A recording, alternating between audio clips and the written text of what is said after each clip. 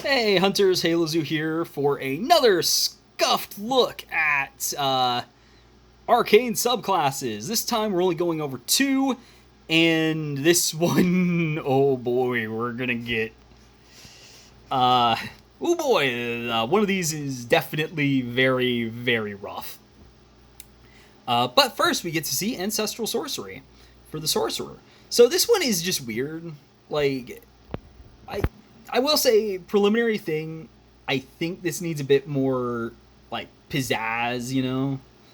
Uh, so first off, we got Ancestors lore. So basically, whenever you make intelligence check, you add your charisma to it. And then also you get proficiency in Arcana, History, Investigation, Nature, or Religion. So basically any study skill. Uh, Now we are gonna have something weird show up in a bit. But as it stands, I think this is fine. It's nice. It's neat utility. Plays into the tapping into the knowledge of your ancestors stuff. And then we get ancestral spells. Thank you, wizards. I hate this. Please change the format of these. This formatting is awful. Please organize these by spell rank. Thank you very much.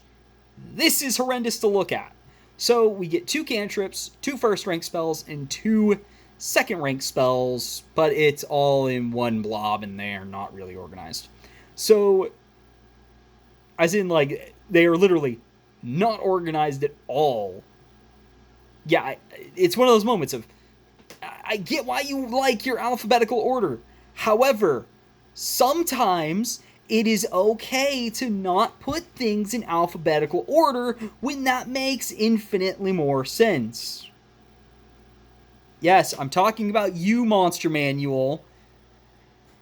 But anyway, so as cantrips, we get guidance and resistance. So they're all right spells. It's something. You get them for free. Guidance is very good. Resistance, it's there. Then for first rank spells, we get command and protection from evil and good. Command is great. Protection from evil and good. You don't always. It's not always amazing, but hey, when it's really amazing, it's really amazing. So it's one of those. It's always nice when it comes up. Locate objects. Free utility spell, I guess. That's about it. And then spiritual weapon. Pretty good spell, actually. Thank goodness it is the nerfed version, so yeah, that is definitely nice. Then third rank, they get Magic Circle and Spirit Guardians. Technically 2 more, but those are part of a feature.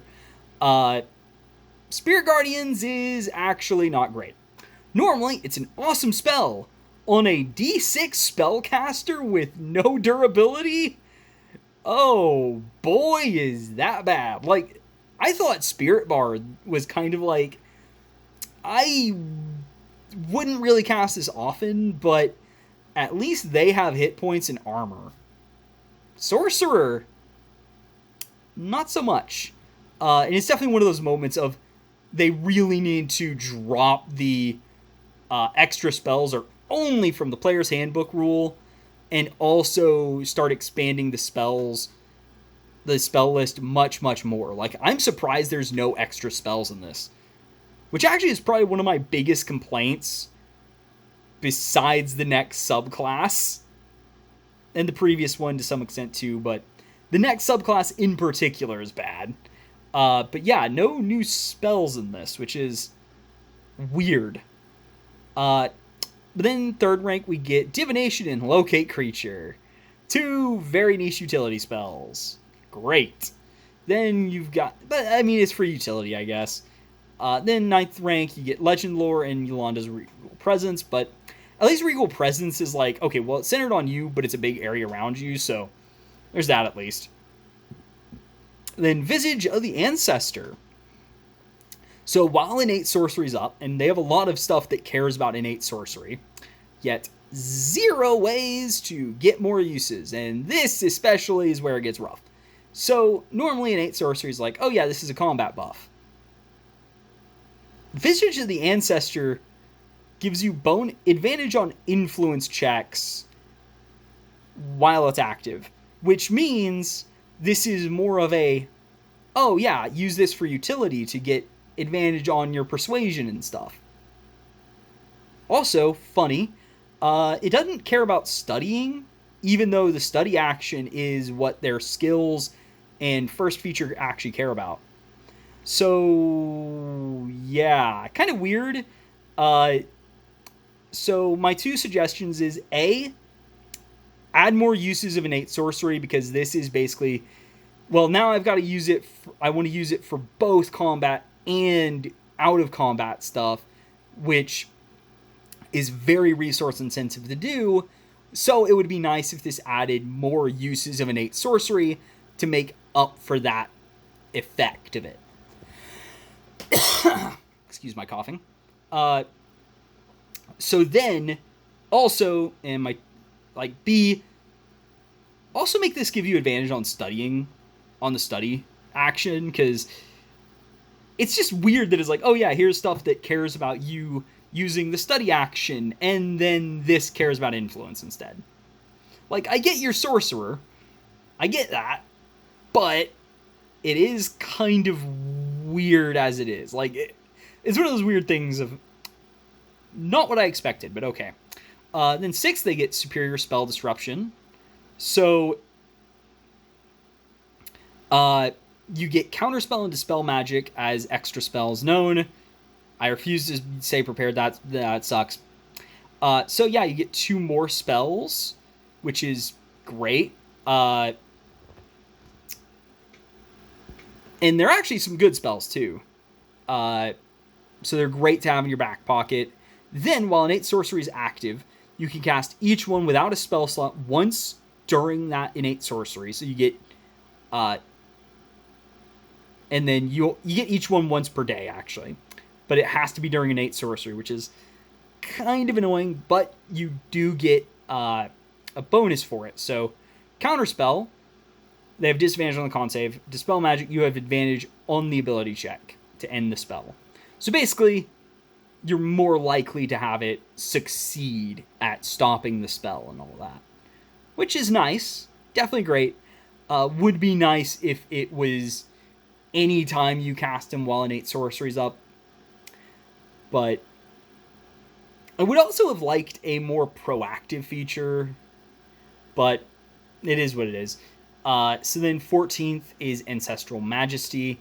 So basically, while innate sorcery is active, you have a 5-foot emanation, and anyone that ends its turn in that emanation, you can have it make a charisma save, or be knocked prone, or get the frightened condition. So, not the most amazingly useful feature in the world, but I will say this is actually useful as a sort of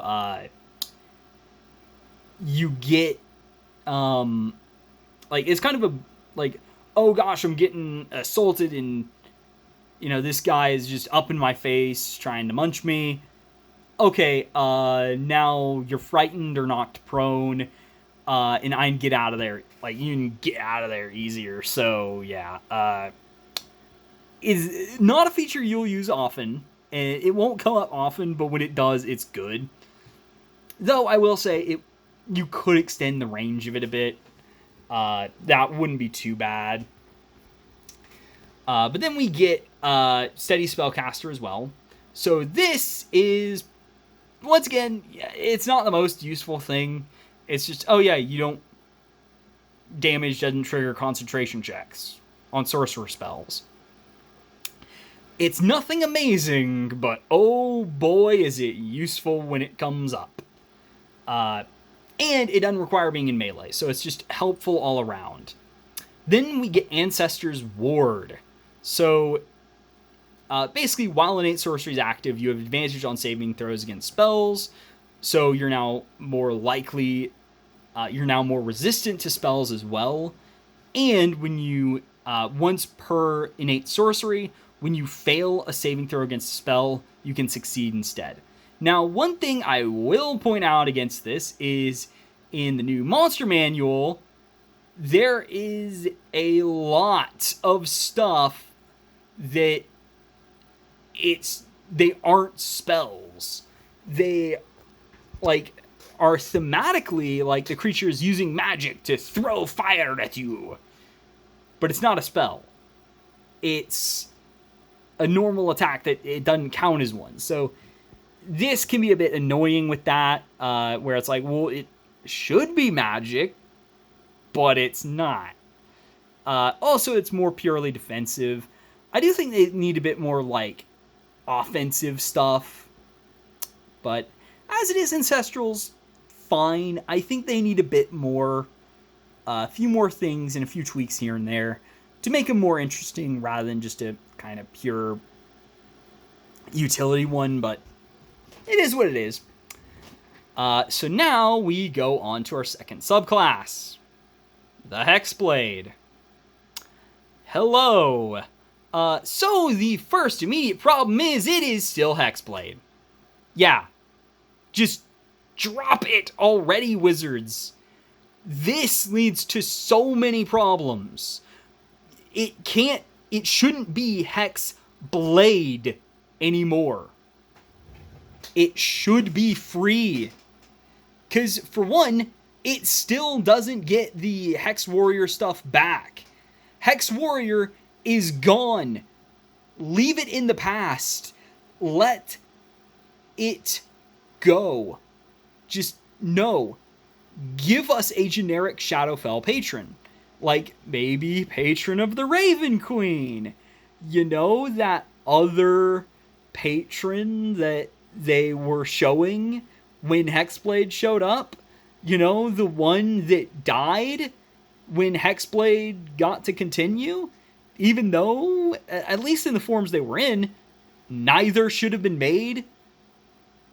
Like, this was your chance to get rid of this stupid patron, to kill your stupid mistake from Xanathar's of making the fix to Pact to the Blade. And, like, we don't need this to be Hexblade anymore. So that's the first problem. The second problem, well, first we'll look through this stuff. So Hexblade spell's been revised. Hexblade's curse has been changed, so it's now a separate thing to Hex, but you do get the ability to cast it with curse spells. So bestow curse and, hey look, Hex. And then Hungering Hex is now at this, in Hexblade's curse baseline, and then a Cursed Shield is added. The previous two effects are not here anymore. Unyielding Will is a new feature that ties to maintaining concentration. Malign Brutality is a new feature that has Stymieing Mark from the previous version. The other stuff here, cut. Armor of Hexes is now... it doesn't have limited uses, and it's now based off your Warlock level. And Masterful Hex has been just buffed. Straight up buffed. So, let's look at the spell list. Have they fixed it? No. It's not. It still has Shield, which you don't really want as a Pact Mage. You don't have the spell slots for it. Arcane Vigor. It's better than on Wizard and Sorcerer. But, you know, it's kind of just there. Wrathful Smite can go away completely. Same with Conjure Barrage, Staggering Smite, and Steel Wind Strike. Freedom of Movement. I mean, I will be honest, it's actually kind of fine as like a free spell you get. You know, you never know when you need it. It's one of those, it's nice when you need it, but still not amazing. Animate Objects is kind of just here. Like, Hex and Bestow Curse are probably the two I would say I'm happy having here. The rest, no. Get rid of them. Like, shoo. Go away. Stop with shoving that this is supposed to be used with Pact of the Blade down our throats. And then we get to the true crime.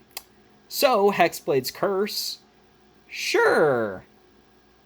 It's it's nice to see it have a new way it's triggered and stuff, where it's like you can cast it with other stuff. However, it only has 2 effects: Hungering Hex and Accursed Shield. Hungering Hex would be fine, but there is a problem. So it's Hungering Hex. And to be fair, I get why this was moved back to 3rd level, because that was originally their only 3rd level, like one of the things they had at 3rd level. And definitely the less offensive thing to bring back. If you were going to bring back anything the original Hexblade's Curse had at 3rd level, that was the one to bring back. So it's fair. I understand why it's back, here at least. So then, Accursed Shield. Yeah, so I get the idea they were going with, but first off, this really encourages you to just be Pact of the Blade. Second of all, it has the dumbest requirements I have seen. So, while you're not wearing armor or wielding a shield on a class with light armor proficiency, mind you, you get +2 to AC. And you have to be standing in 10 feet of the Hexblade's Curse target. Hexblade's Curse has a default range of 30 feet. If it was 30 feet, then fair. That's the range of the effect. Like, that's the range you can place the curse. Why is it 10 feet? Please. No. And then it's just a +2 bonus. So, by default, why are you bothering with this? It does nothing for you. You are just changing it to where you have worse AC unless you have this curse up, and it's limited per day. It is idiotic. The only time this is actually decent and useful and actually gives you a bonus is if you took Armor of Shadows. You know that terrible invocation that is the worst one in the 2024 PHB? Yeah, it's only good if you have that. What the crazes, wizards? This is just worse. So you've got a feature that is basically pointless, that there's no reason to care about it, except for a very specific situation, which you're basically spending 2 invocation, like you're wasting an invocation, when this could just be, I don't know, actually useful and not a brain-dead inclusion? Or, I don't know, not replace the 2 features you got with the previous Unearthed Arcana that were actually good and actually progress towards freeing Hexblade from being paired with Pact of the Blade exclusively? Which, don't get me wrong, I don't mind if it's better and synergizes more with Pact of the Blade, similar to how it's like, well, I don't mind that, you know, Celestial synergizes a bit better with Pact of the Chain because of the familiar, but this is just like, well, to really get any benefits out of this, you have to be Pact of the Blade. I really, really dislike that. It's just bad. So then Unyielding Will. Once again, this is a feature that is better if you're Pact of the Blade. Now, that said, this is still fine if you are not Pact of the Blade. It is still very useful. It's just Pact of the Blade will use this more. So there's a key difference here of it does synergize with it, but I think it's fine as a normal feature. It's just, it's better with it and doesn't feel like, well, you're supposed to be Pact of the Blade to use this. So this is just like, okay, well, when you succeed on a concentration save, each creature of your choice in 10 feet of you takes 2d6 necrotic damage. You can only do this once between turns. So once per round, you get to do this. This is fine. It's kind of a, oh yeah, I'm getting attacked. Well, now I've got bonuses. So when they make me do concentration, usually because you're getting attacked by enemies close to you, this is great. I think that's fine. And then also, when you would fail a concentration save, you can choose to succeed instead once per day. So, let's say you've got the big bad evil guy locked down with a hold monster. And then, oh no, I've got to make a concentration save. Oh no, I failed. Okay, you can use this as a backup and save it. And you do get temporary points equal to D10 plus Warlock level, which, you just took damage. That's probably why you're doing a concentration check. So, yeah, that is definitely going to come in useful. Still, it does work better with Pact of the Blade, but it does not feel like it's being shoved down your throat like it was before. Now, speaking of shoving being Pact of the Blade down your throat, welcome to Malign Brutality. This sucks. So for one, Hindering Curse is the new Stymieing Mark from the previous one, so it's basically swapped places with Hungering Hex, when I think really it would be better if it was the other way around. Because as it is right now, Hexblade's Curse is very niche because, you're not using a Cursed Shield. You're not using the armor bonus. So it's just an on-death effect, basically. So and that's the problem I have with it, where it's like, okay, so I've got an on-death effect and an effect that is so useless. It's not even funny. Like, why? So Hindering Curse is moved here. It is when you hit with an attack roll on your Hexblade's Curse target, they have disadvantage on their next saving throw, which is definitely very useful. Especially for setting up a 1-2 punch with someone. Then they also have an Inescapable Hex, which is, once again, really feels like it is pushing you further and further towards Pact of the Blade. Which, no, please. But at the very least, this can have other uses if you're not Pact of the Blade, but it does feel like it's a bit more into you're probably not using this unless you're Pact of the Blade. So basically, whenever your Hexblade's Curse target ends 30 feet or further from you, you move your speed towards the target. So basically, if they're trying to run away, you can chase after them. So kind of definitely intended as oh yeah, I'm going to chase you down while wielding a weapon and stuff. But it's fine. Especially as it's not the only thing. Whereas the base one, it's like, well, I've got this stupid accursed shield, which might as well not exist, and the heal? Really? Then we have Harrowing Hex. First off, this has nothing to do with hexes and stuff. Hexes or curses. It is just when you cast a level of first rank or higher with a standard action, you can make a weapon attack as a bonus action. This is only good with Pact of the Blade. There's no way you're using it with anything else. It's just awful. No. Just get rid of it. The previous one was so close to being free of Pact of the Blade, where it's like, hey, you don't have to be Pact of the Blade. Sure, some of the stuff might be better with Pact of the Blade, but it didn't feel like it's being shoved down your throat like this. Ugh, I hate it. Then 10th level, Armor of Hexes. Basically, when you take damage by your Hexblade's Curse target, you can use a reaction to reduce it by your Warlock level. So, definitely a nice feature to have all the time. It will be more useful if you're Pact of the Blade and getting attacked more often, but it's definitely nice, and I think, just don't worry about that.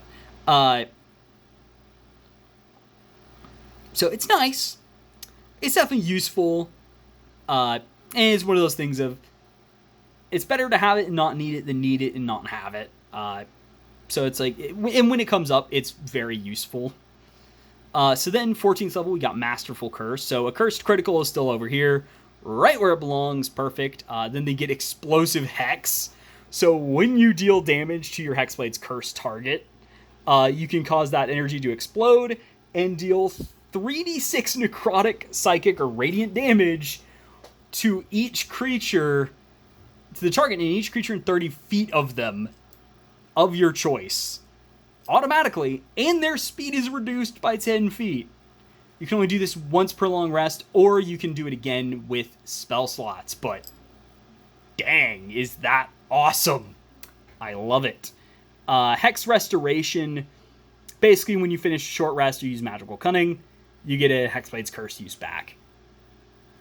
Yeah, it's definitely nice. I'm glad it's not one of those, oh, if you have no uses when you roll initiative, you get one back. Those are awful, so I like this much better. It would be nice if that was kind of just the default, but oh well. It's nice to be like, oh yeah, you can always Hexblade's Curse now. So overall, I think Masterful Hex and Armor of Hexes is good. Unyielding Will is a nice bonus. Hexblade's Curse, the Hexblade spells, and Malign Brutality, though, back to the drawing board. Hexblade's Curse, please revert this. I mean, maybe keep Hungering Hex, but really this should not have... Accursed Shield can go die in a hole forever. Get rid of it. Malign Brutality and Harrowing Hex, yeah, get rid of that. Inescapable Hex, I mean, there's already a invocation that does something kind of better with the teleport. So, yeah, maybe cut that too. And just maybe, like, revert Malign Brutality to what it was in the previous UA with the other effect it had, and then move Hindering Curse back into Hexblade's Curse, which I think would be a lot better. Just to give it a passive that you can trigger regularly. But anyway, without further ado, hope you've enjoyed this, so stay tuned for the Wizards. But without further ado, see y'all next time. Halo Zoo, out.